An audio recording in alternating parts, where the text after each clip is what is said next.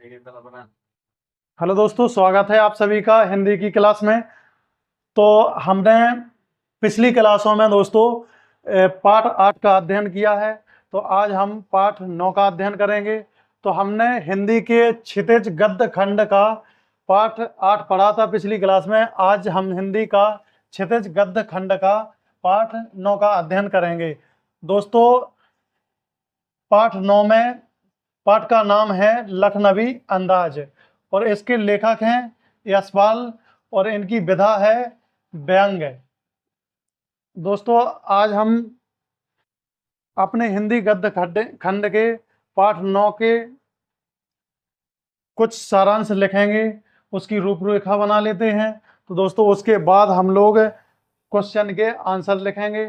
पहले हम पाठ का कुछ सारांश लिख लेते हैं। तो दोस्तों, हमने पाठ का सारांश लिखा है, तो चलिए लिखते हैं। यशपाल जी का जन्म सन 1903 में पंजाब के फिरोजपुर छावनी में हुआ था। तो दोस्तों, जो हमारे हिंदी गद्य खंड के पाठ 9 के लेखक हैं उनका नाम है यशपाल। दोस्तों, यशपाल जी का जन्म 1903 में पंजाब के फिरोजपुर छावनी में हुआ था।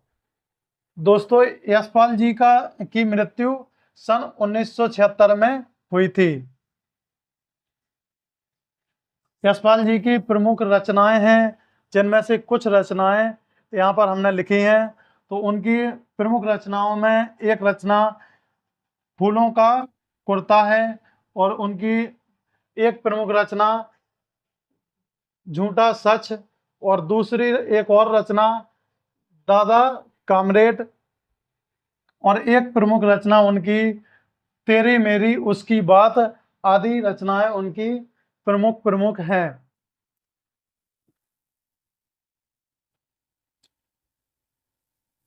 दोस्तों, उन्होंने झूठा सच उपन्यास भारत विभाजन की त्रासदी का मार्मिक दस्तावेज है। और इनका जो झूठा सच उपन्यास है वह भारत विभाजन की त्रासदी का मार्मिक दस्तावेज है। लेखक ने ट्रेन का टिकट सेकंड क्लास का खरीदा था।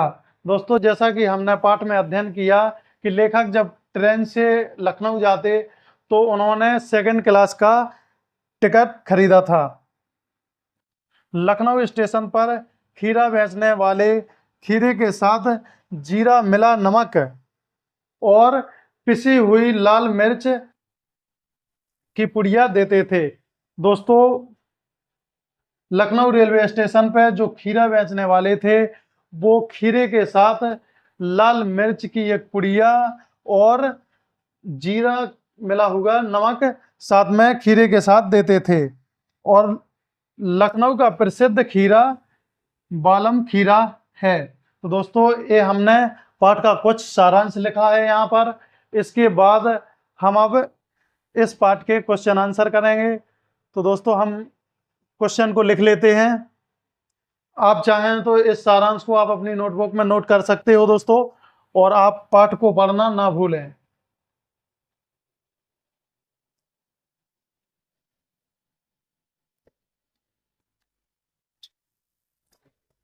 तो दोस्तों, हमने प्रश्न लिख लिया है।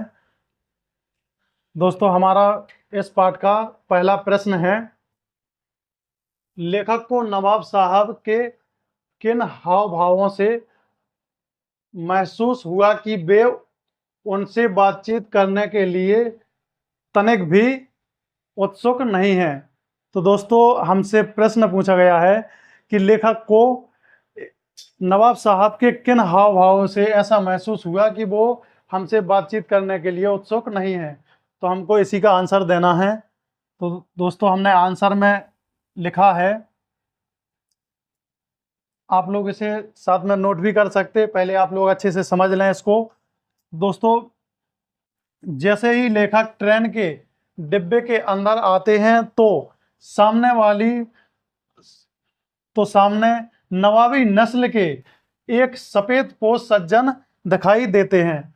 दोस्तों, जैसे ही लेखक ट्रेन के डिब्बे में आते हैं तो उन्हें अपने सामने एक सफ़ेद नवाब पोशी यानी कि नवाबों जैसी पोशाक पहने हुए या कपड़े पहने हुए एक सज्जन दिखाई देते हैं। और दोस्तों लेकिन लेखक को देखकर वह अनदेखा करके खिड़की से बाहर देखने लगते हैं। तो दोस्तों जैसे ही लेखक ने उन सज्जन को देखा कि जे नवाब के जैसे कपड़े पहने हुए एक सज्जन बैठे हैं, लेकिन उन सज्जन ने जैसे ही लेखक को देखा कि जे हमारे ओर देख रहे हैं, तो दोस्तों उन्होंने तुरंत ही उन्हें देखकर खिड़की की ओर मुंह कर लिया।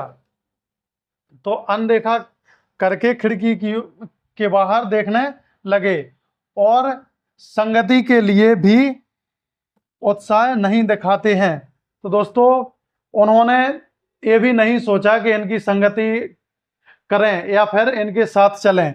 तो दोस्तों इस सब हाव भाव को लेखक समझ जाते हैं कि नवाब साहब बातचीत करने के लिए उत्सुक नहीं हैं।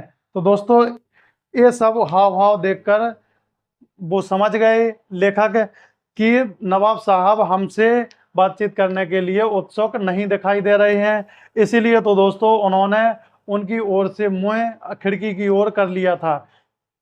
तो हमने इस प्रश्न का आंसर लिखा है, आप लोग दोस्तों इसको नोट कर लीजिएगा या फिर स्क्रीनशॉट ले लीजिएगा, बाद में अपनी नोटबुक में इसको नोट कर लें। तो आज के लिए दोस्तों हम लोग इतना ही रहने देते हैं। कल हम लोग इसके आगे के क्वेश्चन आंसर लिखेंगे। तो दोस्तों आप लोग अच्छे से पढ़िएगा, पहले आप लोग इस पाठ को अच्छे से पढ़ें, फिर इसके बाद जो हमने इसका सारांश पढ़ाया उसको देखें, फिर उसके बाद हमने आज प्रश्न पहला पढ़ाया है तो आप इसका प्रश्न और आंसर को अच्छे से ध्यान रखें। दोस्तों आपको क्लास में बने रहने के लिए बहुत बहुत धन्यवाद।